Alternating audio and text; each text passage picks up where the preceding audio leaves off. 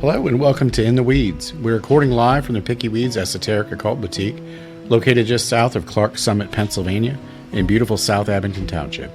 Pickeyweedz is the largest and most diverse boutique of its kind in northeast Pennsylvania, with an increasingly wide variety of items for many traditions. In addition to items for sale, Pickeyweedz hosts a wide variety of classes, events, and community-driven gatherings throughout the year. Pickeyweedz is located at 105 Layton Road, South Abington Township, PA. Open Wednesday through Sunday, 12 p.m. to 8 p.m.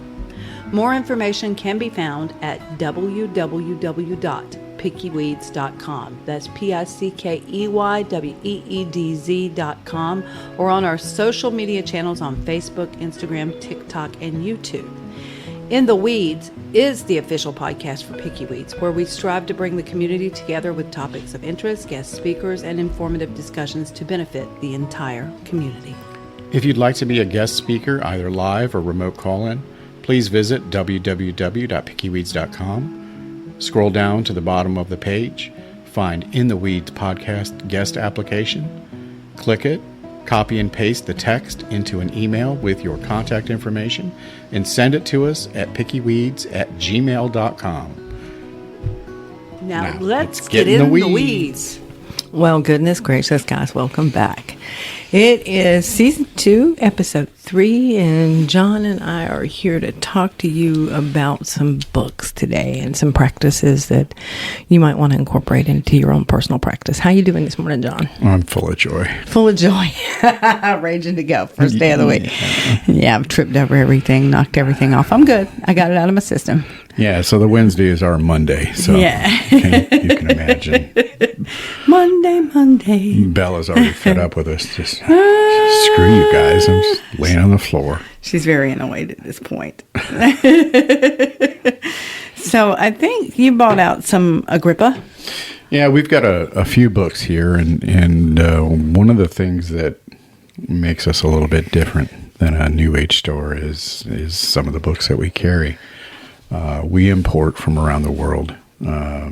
And so you may see some titles that maybe you're not familiar with, you've not seen them before, and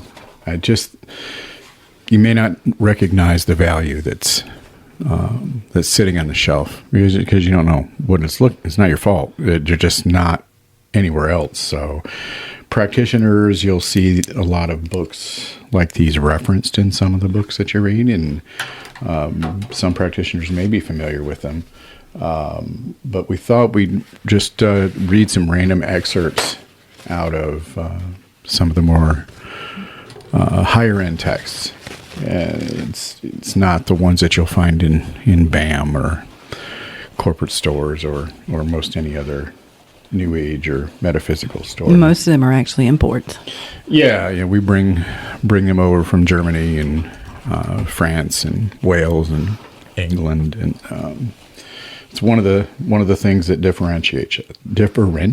That's a big word in the morning. Goodness, too many syllables, not enough time. Oh. So you've heard us reference Agrippa several times, and this is the Purdue version, the Purdue translation of Agrippa, which we have in the store right now. And I'm just going to do a random read through. Just a few paragraphs of each one to kind of give you some idea of what might be on the top shelf. You might want to take a little deeper look at it. He says, and this is book 2, chapter 58. Thus the right hand signifies strength and makes oaths, which Numa Pompilius said is consecrated to faith. The fingers are under the tutelage of Minerva, and the knees are given to Misericordia, because those who come to pray bend them. Some dedicated the navel to Venus as the seat of luxury. Others refer to it because it is the center to all the members, dedicated to Jupiter. Hence the effigy of an umbilicus is celebrated in the temple of Jupiter Ammon. And there's a poem here. The mother of the gods watches over pipes and drums and choirs of women. Pallas loves harsh and horrible battles. Diana has the woods and pastures and the hunt. Juno has the humid air. Ceres gives wheat, searches for Osiris, her faithful husband, in the banks of the wide Nile. Beautiful. And there was one other piece that we wanted to look at. So this is chapter 60, book 2. For example, the sun, the king of the stars, most full of light, receives from the intelligible world over all other stars, because its soul is more capable of intelligible splendor, for which reason, if one wishes to attract the sun's influences, they must contemplate the sun, not only by speculating its outer light, but also its inner light. No one can do this unless they return themselves to the intellect of the sun and avoid that which is not similar, seeing the intellectual and comprehending that intelligible light, as with the corporeal eye with sensible light. In this way, he will be filled with that splendor and light, which is a hypotype, impressing from the heavenly orb, receiving unto itself. He is endowed with this enlightenment. Truly, they are equal, as if being helped by it. On behalf of the vow, his intellect will follow that supreme brightness in all forms, participating with it. When he is drawn from the light of the supreme degree, then his soul approaches that perfection and assimilates the spirits of the sun, and reaches the virtues and enlightenments of the supernatural virtue, and profits by their power, if he has obtained faith in the first author. Therefore, you should especially pray for the power and approval from the first author himself, and not with the mouth only, but also with religious gestures and a suppliant mind. Pray abundantly, incessantly, and honestly, as he will enlighten the mind and remove darkness growing over our souls because of our bodies. God, that speaks beautifully of devotion. Yeah, so in Agrippa, there, like Mark said, it's not an Abrahamic text, but there is a lot of references. But there's references to everything, to the Greek, to the Egyptian, to all across different mythologies, Roman, a lot of Roman, traditions, faiths, and that's why Agrippa is so important. But he's amazing. So for those of you who are coming to see Lindsay for the astrology classes and coming maybe this weekend to have the reading, he speaks a lot about planetary elements, especially if you're an herbalist or if you're working with gemstones. He talks about their planetary influences and how they were used then. So it's really going to be something you're going to find supremely interesting. And depending on the translation you get, like the Purdue is easily readable. It's a really, really good translation. And then we have the Black Letter Press translation. The Tyson version. The Tyson version. And they're great. And I'll tell you why we kind of push these, because even in some of the other translations, the font is still that old, what is that, Elizabethan Victorian? What is that crazy font? And it's not easy to read, and the language is sort of that period. And you have to really suss out what their meanings were, because words have changed. We're not as eloquent as they were. Well, and we talk about gemstones all the time, and one of the most common questions in the store is, what stone is good for X, and fill in the blank. Well, Agrippa answers those questions in book 1, and of course I didn't grab book 1 when I came in, so I can't read anything. But he talks about heliotrope. Yeah, bloodstone. Yeah. And so John says to me, heliotrope. I said, wait, that's a flower, but that also means blood. That's got sun, it's got, an association with the sun, helios. And so I said, I think he's talking about bloodstone. So I went and looked it up and went, sure enough, it's bloodstone. Right. Yep. And, he talks about herbs and their associations, their correspondences with astrological influence. He talks about the influence of the divine through the celestial on down to the terrestrial, and then, into us, and explains how everything works. And this is drawn from sources, all over the world, the ancient world. A lot of it you have to, kind of, okay. Take with a grain of salt. Remember when it was written. Yeah. Eagles don't subsist 100% on blood, probably. And not drinking water.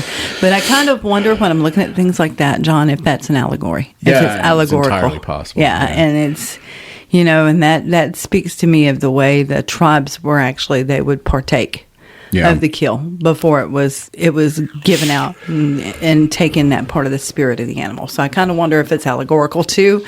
But then you're looking at it and your eyes are crossing and you're going, what in the hell? Are right. you serious right now? Yes. What do you have over there? I have Lilith, Gender, and Demonology by Stephanie Spoto. And this is an academic look at Lilith, throughout the ages and the different writers about her. She talks a lot about how she's absent in Milton's poetry, things like that. But she starts the book, with a bang, pretty much. She said, this book looks at the figures of the feminine demonic within the evolution of occult philosophy, particularly within early modern English demonology, and how demonological studies were influenced by current socio-political climates. Within much Renaissance occult writing, non-Christian sources, including pre-Christian philosophy and Hebraic Kabbalah, were incorporated into a kind of a Christian worldview, affecting Christian systems of angelic hierarchies and the human's place within these hierarchies. English occult thought was shaped by continental writers and philosophers such as the guy we just mentioned, Heinrich Cornelius Agrippa. I'm going to kill some of these names, but it's Marsilio Ficino, Giovanni Pico della Mirandola, and Leon Medina, who are each concerned with and intrigued by the demonic and the existence of demons. One figure in particular featured strongly in many of the demonological writings which were making their way into English occultism, and that was Lilith. So As Bella yeah, she's kind of growling it out there. But she goes into all the different sources, and there are different writers and references to, how the interplay down through the ages. You can kind of see Lilith present in Hecate and Circe, and the morning, and then she has a lot of poetry in here, a lot of pieces by Milton that are kind of references to occult themes. It's a really, really, really good in-depth look at Lilith and the thoughts about her down through the ages and how she was actually twisted. She was actually maligned as the Christians came into power, because it's not what she was. So if you want to know a little bit more about her, I would highly recommend Lilith, Gender, and Demonology by Stephanie Spoto. Excellent, excellent work. Very in-depth. She's a PhD. Yeah. Yeah. It's kind of an amazing book. They don't hand those out. No, you have to earn those damn things. But the bibliography in this thing, and we always talk about this, the bibliography in this book is absolutely enormous. So if you want to go a little more in depth, because she reaches to these sources as sort of point of fact kind of statements, but the bibliographies are going to go even deeper. So you can use her bibliography and seek out these resources and know the great Lilith in depth. Yeah, that's really, once you find a good text like that, the bibliography itself is your book list. Yes. Right. So you don't have to ask someone, well, what's another good book? Just look where she drew from. There's going to be a ton more information there. That's why they're citing sources, because take the time to look through that. Asking, hey, so what's a good book? Well, if you have a good one, like one of these, that bibliography is your guide. Yes. And so here's one. This is book 4 by Aleister Crowley. Just random here. Chapter 4, The Scourge, the Dagger, and the Chain. So we're talking about magical tools, right? There's more than just the dagger or a thame, right? It goes deeper. So the scourge, the dagger, and the chain represent the 3 alchemical principles of sulfur, mercury, and salt. These are not the substances which we now call by these names. They represent quote-unquote principles, whose operations chemists have found it more convenient to explain in other ways. But sulfur represents the energy of things, mercury, their fluidity, salt, their fixity. They are analogous to fire, air, and water, but they mean rather more, for they represent something deeper and subtler, and yet more truly active. An almost exact analogy is given by the 3 gunas of the Hindus, sattvas, rajas, and tamas. Sattvas is mercury, equable, calm, clear. Rajas is sulfur, active, excitable, even fierce. Thomas is salt, thick, sluggish, heavy, and dark. But Hindu philosophy is so occupied with the main idea that only the absolute is worth anything, that it tends to consider these gunas, even sattvas, as evil. This is a correct view, but only from above, and if we are truly wise, to avoid this everlasting wail which characterizes the thought of the Indian peninsula. Good God, he's opinionated. Everything is sorrow, etc. Accepting their doctrine of the two phases of the absolute, we must, if we are to be consistent, class the two phases together, either as good or as bad. If one is good and the other bad, we are back again in that duality, to avoid which we invented the absolute.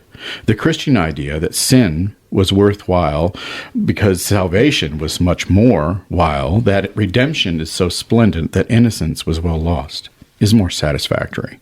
St. Paul says, where sin abounded, there did grace much more abound. Then shall we do evil that good may come? God forbid. But clearly, it is exactly what God himself did, or why did he create Satan with the germ of his quote-unquote fall in him. Instead of condemning the three qualities outright, we should consider them as parts of a sacrament. This particular aspect of the scourge, the dagger, and the chain suggests the sacrament of penance. The sacrament of penance. That sounds dire, doesn't it? That's Crowley. Pay your penance. Yeah. Get over there, you scab. I'll do your bidding. There's a lot of opinions on Crowley, and, most of them are true. But you cannot take away, despite the theatrics and the public, great beast, blah, blah, blah. He was a brilliant man, and Thelema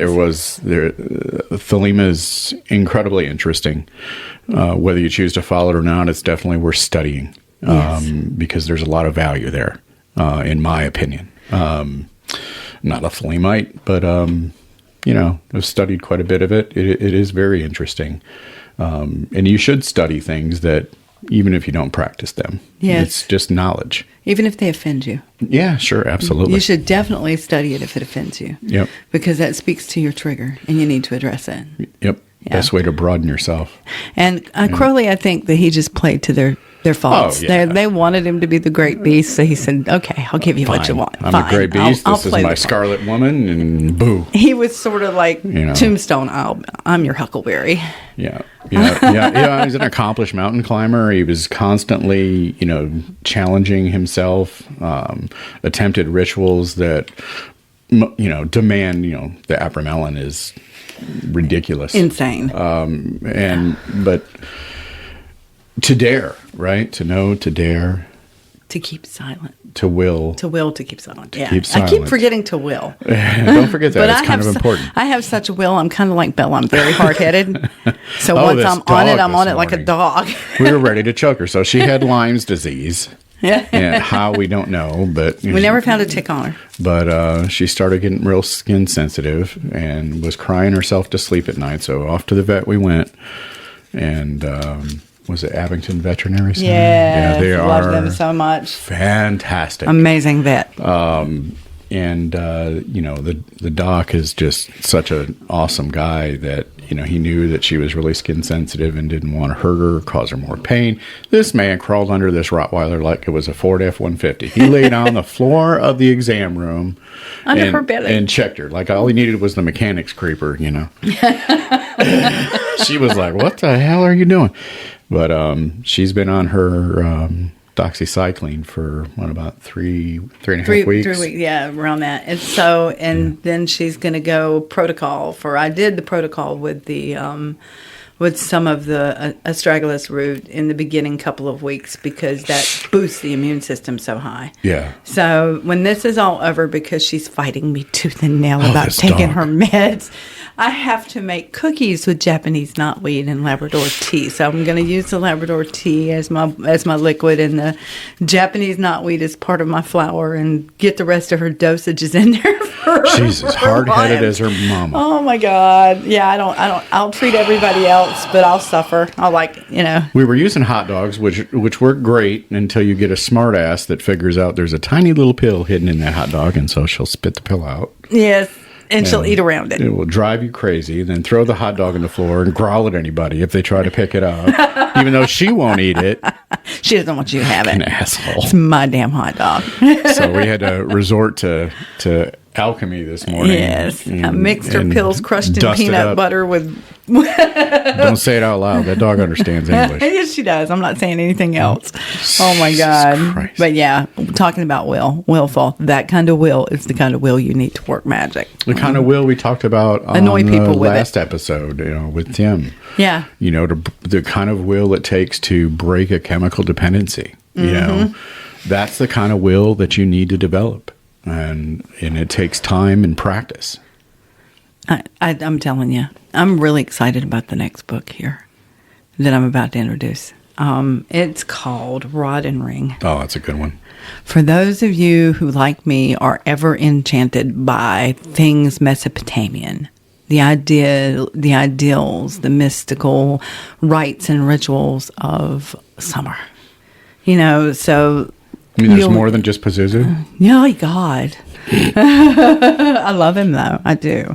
He got a bad rap in The Exorcist. He got robbed in that movie. Yeah, he really did. Completely It's not him at all. mistreated, misrepresented. If anything, it would have been his wife, torturing the children, and he would have been there to protect them from her. So, but in the Rod and Ring, an initiation into a Mesopotamian mystery tradition, he talks about, here's a quote from page 22. History remains silent about the mystery religions and schools that could have evolved to include the gods and customs of the people of Sumer, Akkad, and Babylon. If these existed, knowledge of them has eluded us or has yet to be translated. Even among the mystery traditions popularized by the Greeks and Romans, nothing can be found that extends to the religious traditions of the Sumerians, Akkadians, Babylonians, or Syrians. The primary purpose of this work is to fill that void and to lay the framework, should one choose to explore that avenue, for which an initiatory mystery tradition may be derived from, and provide modern approaches and applications of the religious and magical practices of the past. The second purpose of this work is to reconcile some of the differences among Sumerian, Akkadian, Babylonian, and Assyrian traditions in a cohesive manner. Careful research and consideration has been made to include historical and factual information for one's reference. I have also included Sumerian and Akkadian terminology and context for why these terms are used within the text. So he's used some of his own personal gnosis for the book as well, but he has tried to base this all in, what has come down to us in the form of writings, statuary, funerary pieces, practices, lore that can be sussed out. But as you guys know, we're still uncovering much of this with archaeology today. Yeah, it's kind of a rough place to do archaeology. It is very, especially it's always in conflict. So this book is quite incredible. There are some really, really great pieces in here. Some of them translations, some of them written based on personal gnosis and understanding of the traditions, as it were, what we have in the historical record.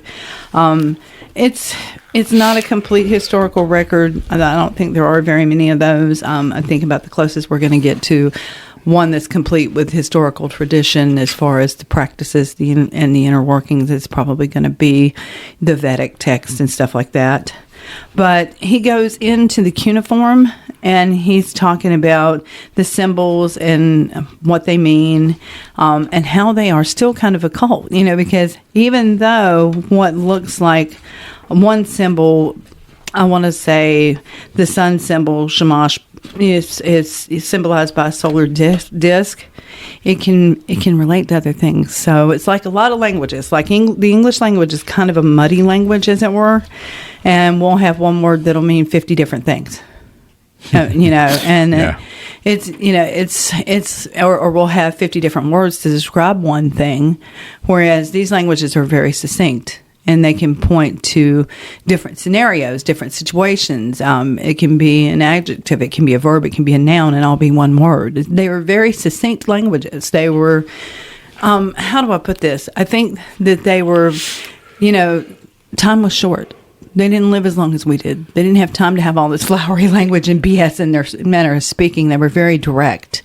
But he goes into a lot of that and goes into a lot of poetry that they have pulled from Sumer. So I want you guys to take a look at this book. It's really quite amazing, and I think he did an absolute good job of sussing out what he could from the historical record and maybe giving you a primer for a good initiatory practice here. But check it out. It's called Rod and Ring by Samuel David, and it's from Anathema.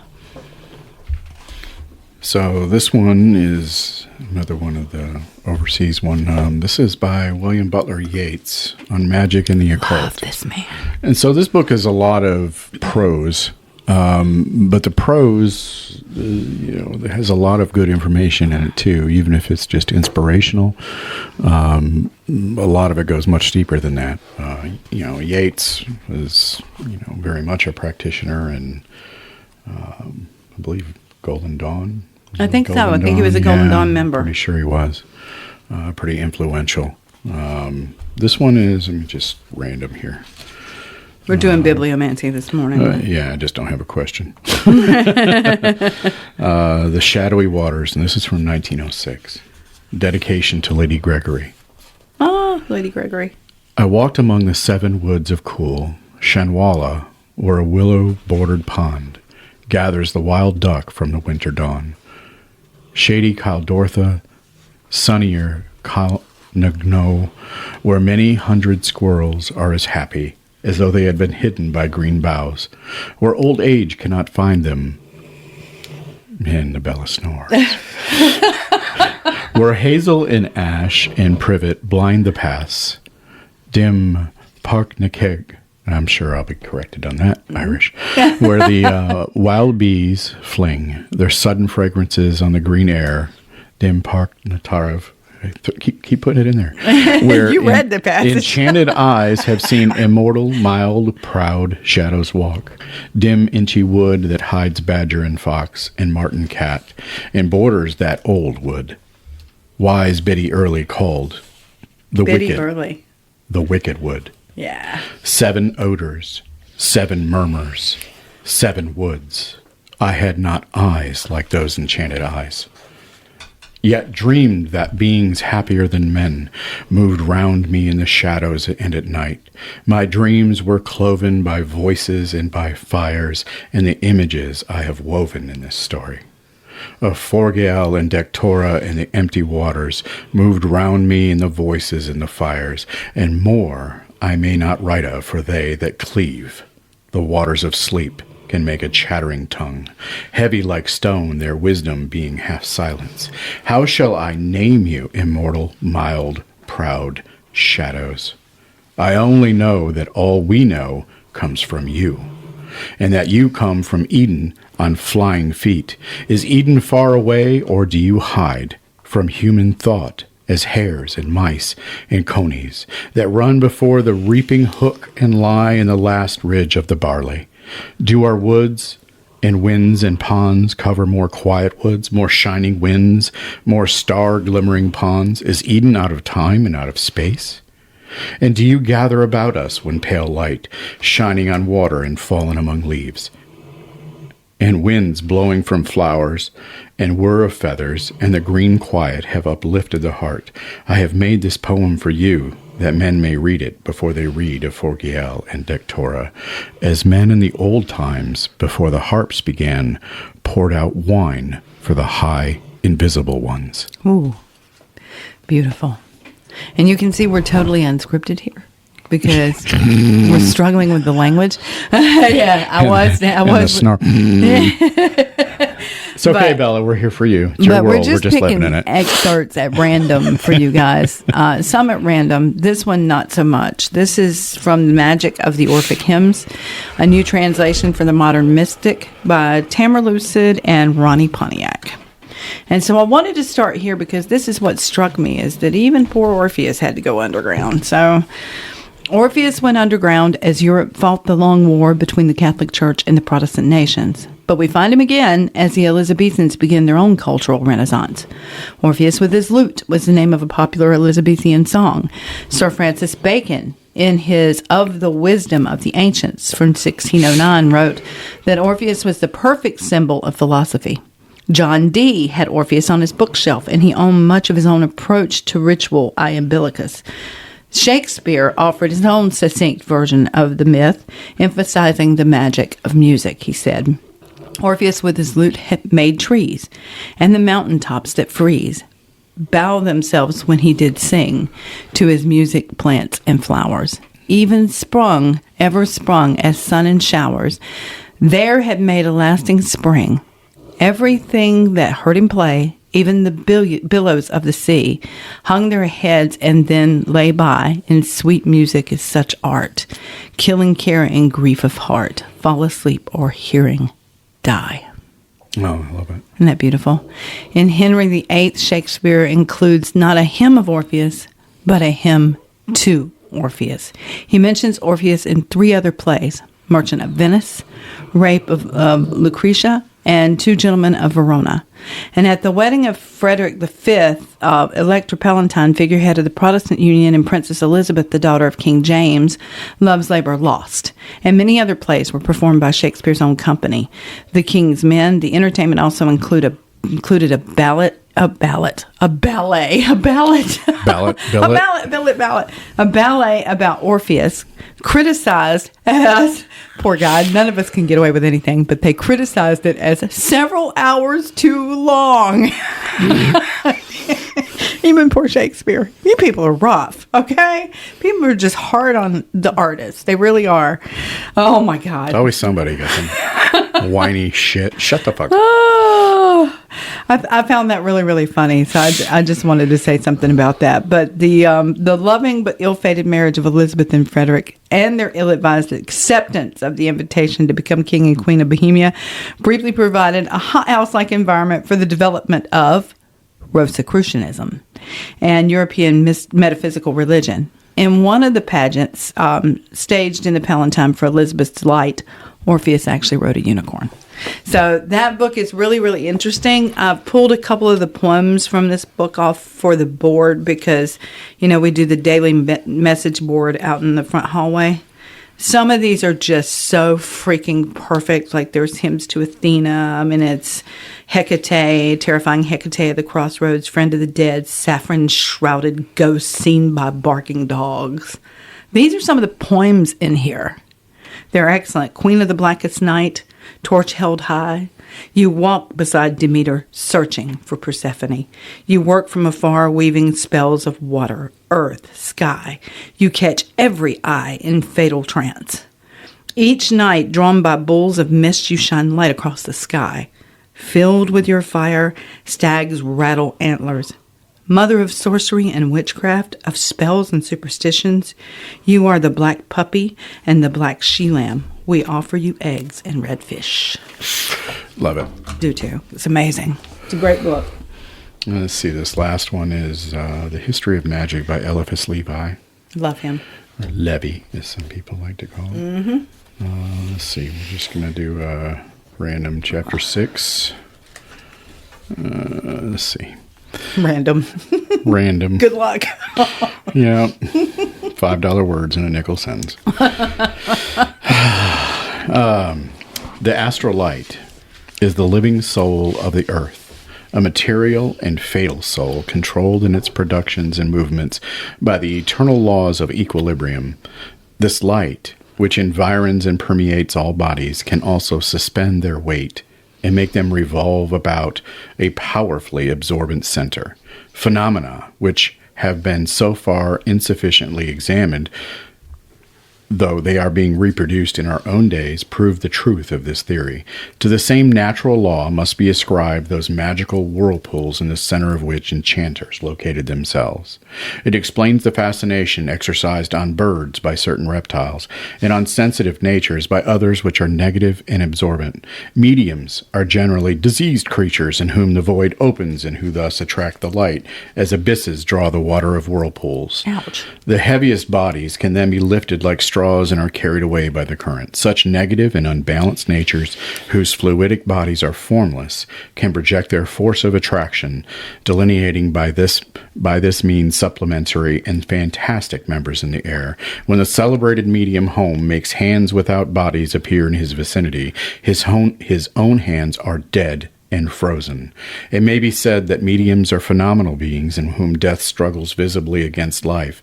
As much may be concluded in the case of enchanters, fortune tellers, those with the evil eye, and casters of spells. Consciously or unconsciously, they are vampires who draw the life which they lack and thus disturb the balance of the light. When this is done consciously, they are criminals who should be punished, and when otherwise, they are still exceedingly dangerous subjects from whom delicate and nervous people should be carefully isolated. Jesus, tell us how you really feel. Right? Good God. All right. I have said I think they live with one foot in each world, but damn if that's not rough. Somebody pissed him off. Yeah. Porphyry tells the following story in his life of Plotinus. Among those who professed philosophy, there was a certain Olympius who was of Alexandria and for a time disciple of Ammonius. He treated Plotinus with disdain, being ambitious to surpass him in repute. He sought also to injure him by magical ceremonies, but having found that the attempt reacted on himself, he admitted to his friends that the soul of Plotinus must be one of great power, since it could turn back on his enemies their own evil designs. Yes. Plotinus was conscious of the hostile attempts of Olympius, and there were times when he said suddenly, now he is having convulsions. This kind of thing being repeated and finding that he was afflicted himself with the evils which he would have wrought on Plotinus, Olympius ceased to persecute. Equilibrium is the great law of the vital light, projected with force and repelled by a nature more balanced than our own. It comes back upon ourselves with equal violence. Absolutely. Woe, therefore, to those who would employ natural powers in the service of injustice, since nature is just and her reactions are terrible. Isn't that lovely? And some of us need to hear that. Mm-hmm. Yeah. This is one of the things I ask a lot when people want to do a course. I'm like, Jesus. How practiced are you? How aware of you of the ramifications of what you were about to undertake? Yeah. How practiced are you? Just don't. How ready are you? Yeah. Just don't. Because there's very, very rare circumstances where a course is called for. Yeah. And it's only when innocence has been harmed, and there seems to be no justice for that innocent. And somebody needs to mete it out. But you have to ask the eternal question, is it me? Because it always has blowback, guys. And I don't care how right you are, how righteous your decision is, you're going to get some on you. And you might get some on the people that you love. So make sure you're practiced. And the whole point to this was just to give you just a taste, that there's not just the 101 spell books or the introduction to Wicca. There's a limitless land of knowledge, and you just have to jump in somewhere and just start researching, start reading. It's enjoyable. It is. And you'll have moments where you'll read a particular passage and you'll put the book down and you'll say to your mate or your friends, oh my God, listen to this. Yeah, like at the end of book 2 for Agrippa. Yeah. I was in tears. I was like, he sees Dad the way I see Dad. Yeah, yeah. And it's validating. It's more validating than the plastic shaman books that are on the market, and the study, you start to become something else. It's like a ritual, even if it's one that you wrote. So if you write it down and you read it off a flashcard or a piece of paper, okay. But if you take that to heart, and this could be a rite, a ritual, like the LBRP, the Lesser Banishing Ritual, the Pentagram, something simple like that, or something more elaborate, like the Bornless, or one that you've written yourself. Those are the best. They come from the heart. It comes from you. But go a step further than just reading it off a piece of paper. Memorize it, internalize it, and notice the difference in the power.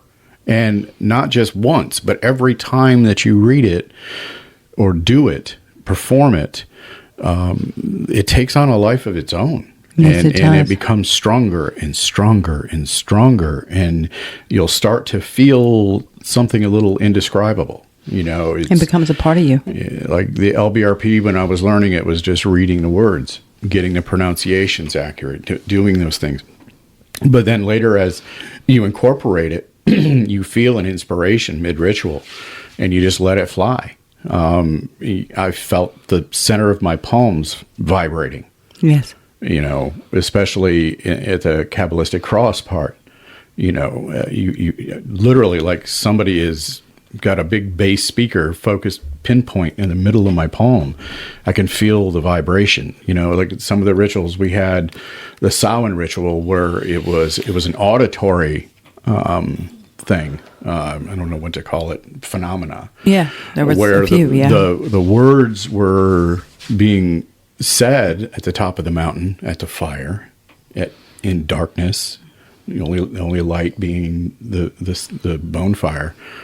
And you could feel it reverberating, like it was reverberating off of a membrane, like it was absorbing the audio energy, like it was vibrating with it. And that's something that was new. I'd never experienced that before. I caught on fire.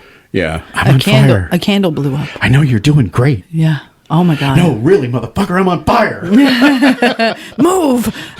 But the observers saw there was no wind, and the flames were straight up in the air. And as the rite began, all the flames tilted towards us, and we didn't see it. Our backs were turned to it, but that's what was said. And thankfully the cloaks were wool. Yeah, because it was definitely on fire. Rayon would have been a bad night. Yeah, it'd have been a hospital kind of night. Have mercy. So this is an aid to practice. This is how you develop. It's one thing if you're brand new and you get a starter book. That's great. Read those things. That's awesome. There's nothing wrong with them. But there's so much deeper knowledge out there. Start to study Hermetics. Start to study Thelema. Start to study all of the authors. It doesn't even have to be as old as Agrippa. You could be, Crowley. Things. Just study, learn, and it becomes a passion, not just an aesthetic. There's so much more than aesthetic. And I want to say that sometimes you're doing a ritual. And you're doing it on the daily if you're a ceremonial practitioner. So this is something that you plot out time for. You set aside time for it every day, because the end result several months from now is conversation with the Holy Guardian Angel. And that's that higher self, that higher beingness that sees everything that you've been through and sees where you are right now and can help you plot a clearer path for the future. Just in conversation, just in having conversation with that part of your beingness.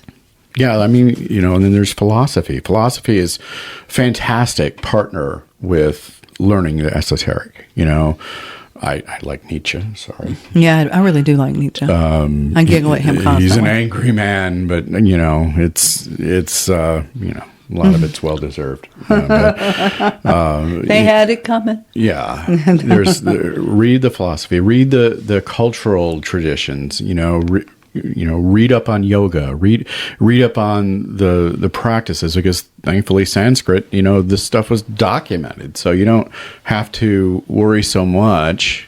You still have to be diligent in your sourcing, because modern books, there's so many that have taken shortcuts or are putting out erroneous information.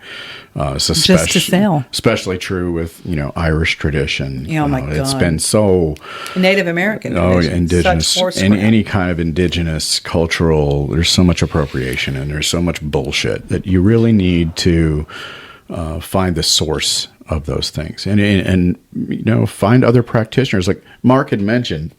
One of the best things you can do is to find a group. So even if it's just a one person meets another person, you have someone to bounce ideas off, somebody to talk to, somebody to work with. All right, so this week I'm going to read, or however long it takes you to read, month, whatever.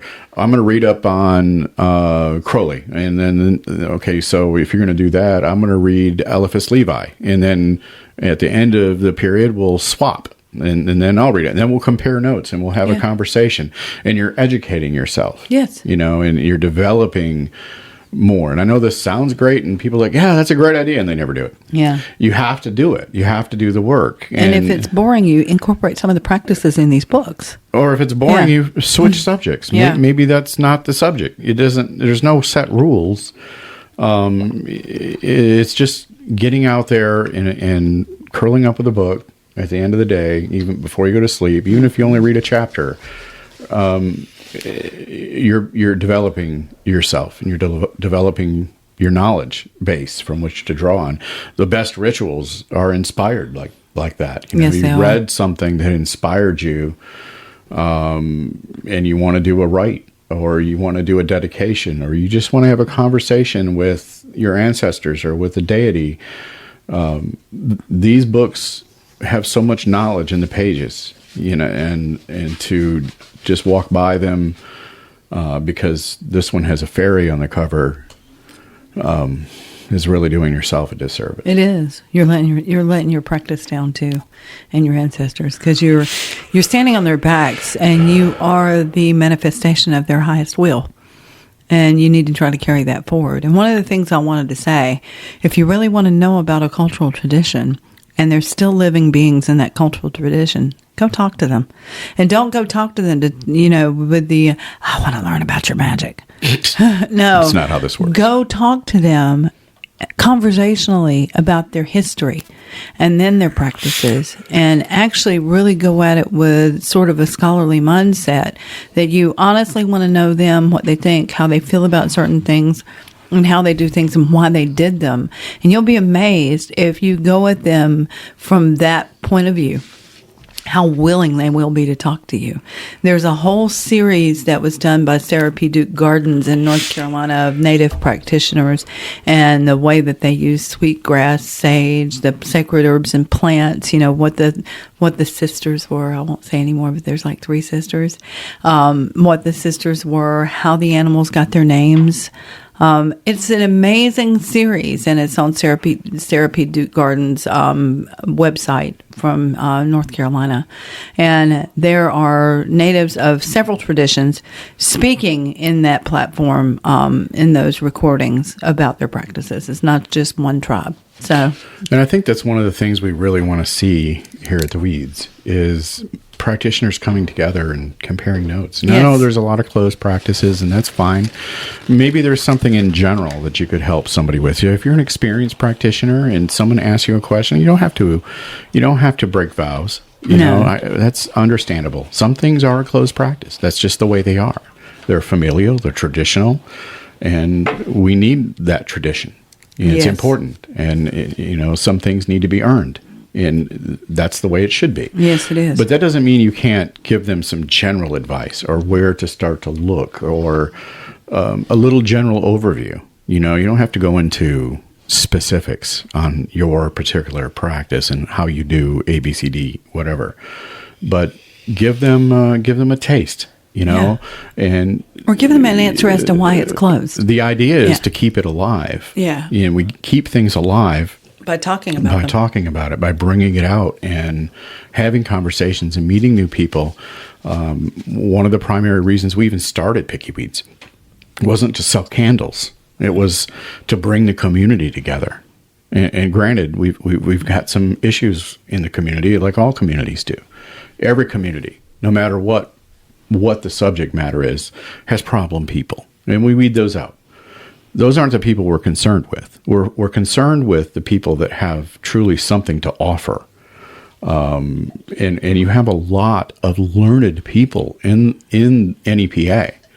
This area is chock full of practice, all across the world. Practice Santa Morte. There's Yoruba. There's Orishas, or not Orishas, but Santeria.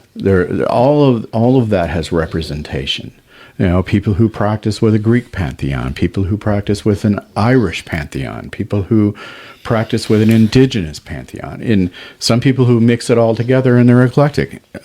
As long as you're respecting the culture and doing it correctly, I don't see an issue with that. I don't either. I love that. It's the incorrect, cultural appropriation where you change these things that I have an issue with.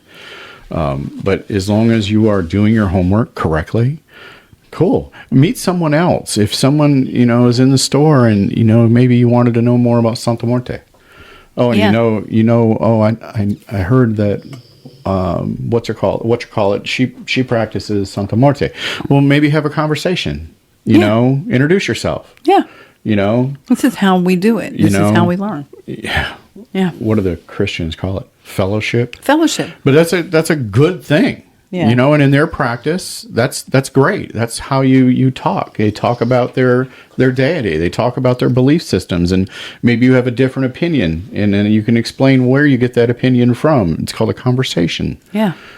They're doing it right. We need to do the same. We need to open up with each other and stop being, I don't know, competitive or who can be more oogity boogity, whatever. Yeah. Let's stop that. It's childish. Open up and have a conversation, an honest, open conversation. And you might make a friend. Yeah. And those two friends might meet another one. And then pretty soon you have a whole circle practicing together. Yeah. And you don't all have to be interested in the same thing. You know, and it's even actually more powerful if people have different interests and different, and then absolutely. you can come together and everyone can learn from everyone. That groups are so important, and we have to keep the traditions alive. That's the best way to do that, is to, just share. Yeah. You know, you don't have to share the secrets. Yeah. But there's a lot of general stuff that would really benefit someone who, honestly, I remember what it was like. You know, Chris and I met in a working for DOC. You know, I didn't know anything. Yeah. And, you know, he didn't know much either, right? But we got some from our elders. We did what we could, what felt good. We went to the woods. We put in the work. We recognized the holidays, and we took it seriously. Like, it wasn't something we do whenever. It was, we were pretty devout. Yeah. You know, and yeah, some of the things we were devout about turned out to be incorrect information. Well, that's okay. That's how you learn. Yeah. And we did. We changed. We evolved. Absolutely. And as you're evolving, you meet other people that are evolving, and you have a conversation. It's always best to try to find people who can mentor on that subject too. Oh yeah. Like, so that you know that you're not getting fooled. So that you know that you're being respectful. Be passionate. Be passionate about what it is you do. You're passionate about your family and protecting your family and who you love. Be the same way about your ancestors. Oh God. Yeah.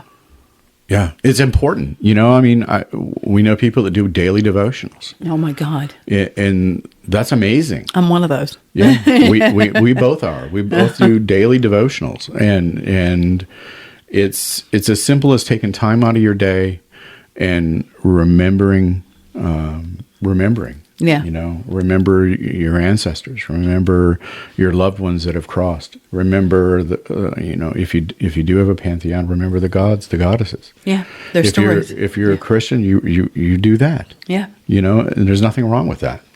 We're all basically just put in deity X. You know, we're not all that different. No. And that's the shame of it all, is that, you know, a lot of the Abrahamic preach this, that they're the only ones, but so many religions do that. Yes. And it's not necessary. No. You can learn a lot from them too. They can be open to us. We can be open to them. We have a lot of Christian customers who are very open with. I love them. They're awesome. But it gets into sort of a cultic behaviorism with some sects.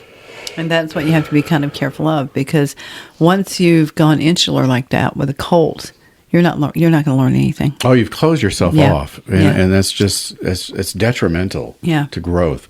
You know, it's a lot like somebody that never travels. Mm-hmm. They have a very set opinion of everything. Yeah. And all 100% of that opinion is based upon their experience in one place. Mm-hmm. They don't go anywhere. They don't travel. They don't talk to people that are from other countries. They're foreigners. Small minds are rooted in Smallville. What did Mark Twain say? I can't remember the quote exactly, but something to the effect that travel is the greatest antidote to bigotry and racism. Mm-hmm. And that's very true. You know, we've lived all over the country, and maybe that's why we have that view. Yeah. So we've lived in, you know, different cultures and different locations. And I know there's people that travel way more than we have. Oh, yeah. And you can tell, you know, because their opinions are a little bit more open Yeah. They're a little bit more receptive to people. Yeah. Whereas someone who has lived in the same place, their parents lived in the same place, their grandparents lived in the same place. Why's your hair green? They don't travel. Everything's unusual if it doesn't fit. We got to break that mold. You've got a ring in your nose. We do that. Do that to bulls. You shouldn't do that. So if a woman comes in the store dressed in white and with her headdress on, we know who that is. Yeah. Some people might look at her funny. And we think she's beautiful. But she's gorgeous. Yeah. And, we should maybe listen and see what she has to say. Yeah.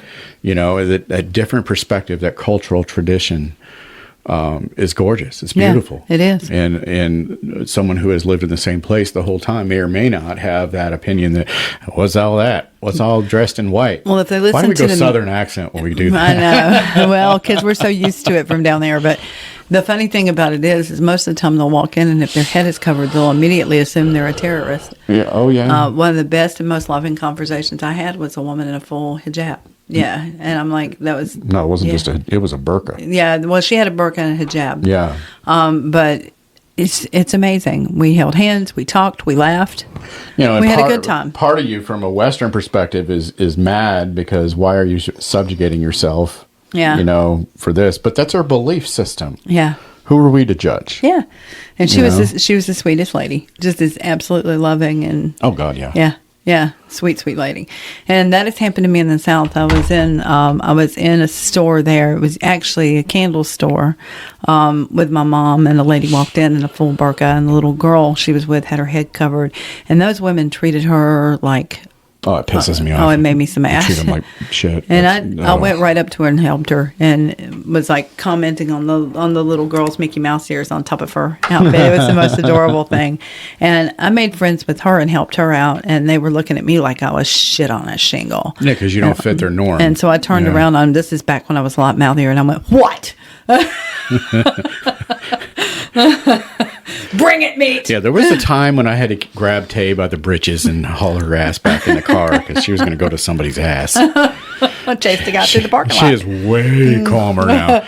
Although I still stand by, there are still men running in North Carolina that haven't looked back yet. They deserved it. Yeah. They had it coming. Get what you get. Concrete shovel upside the head. Jesus. Don't touch me. Oh my God. But get out there, expose, yourself to these practices, to these people, to these traditions.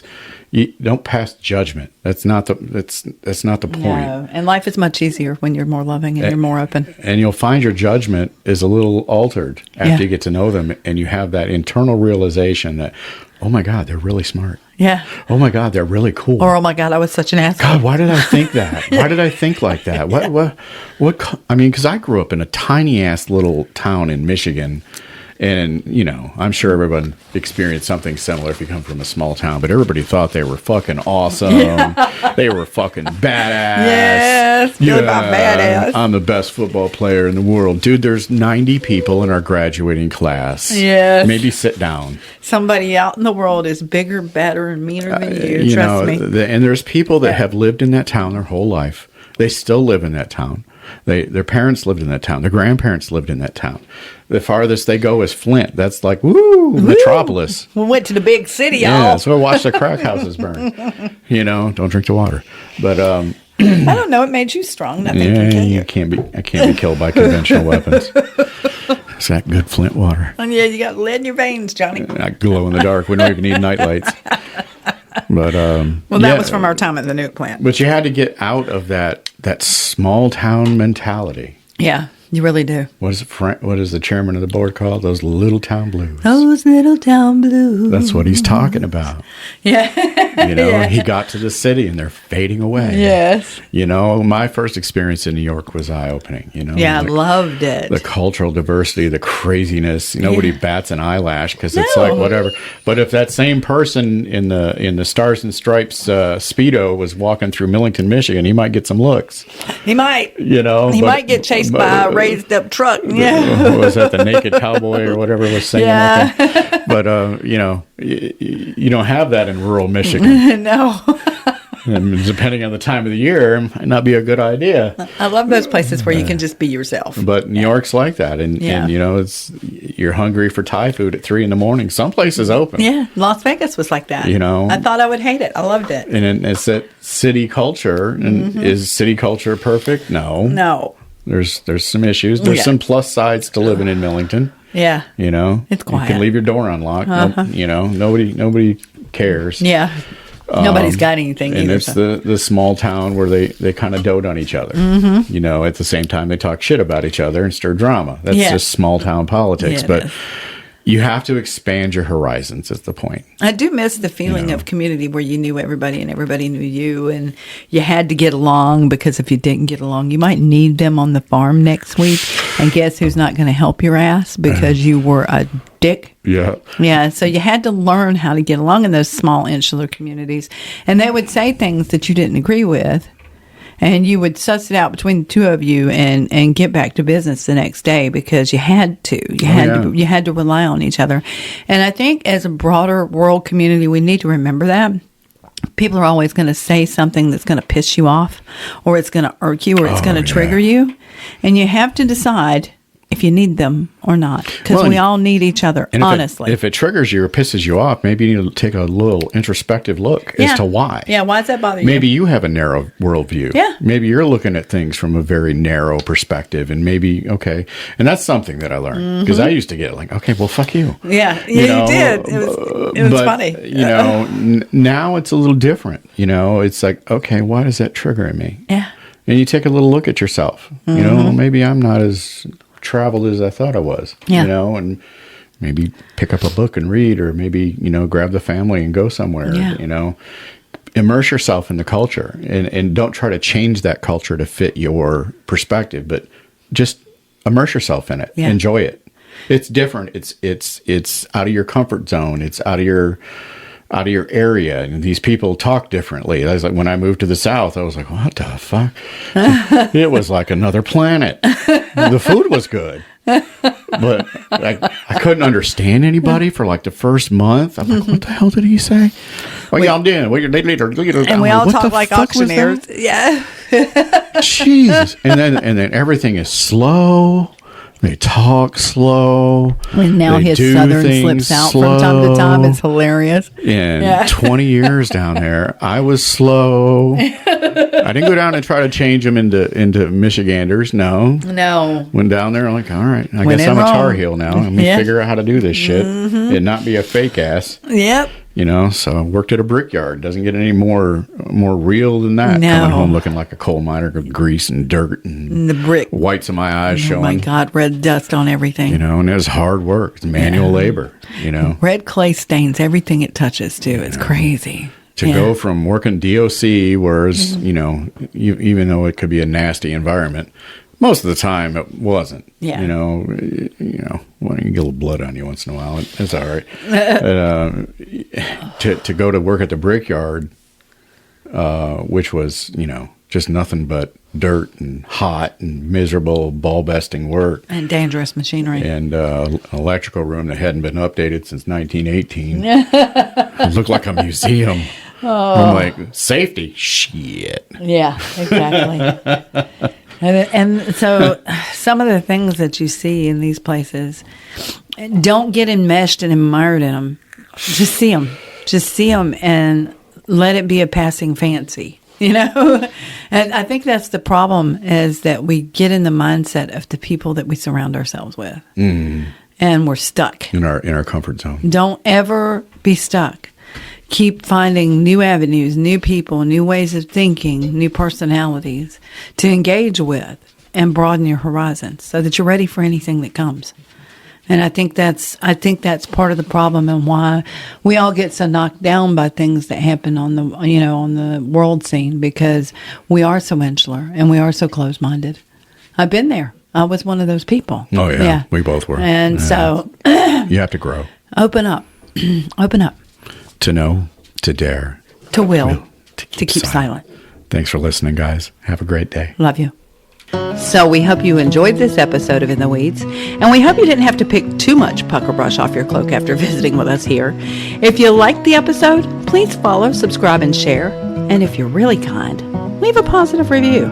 Be sure to tune in next week as we publish a new episode weekly.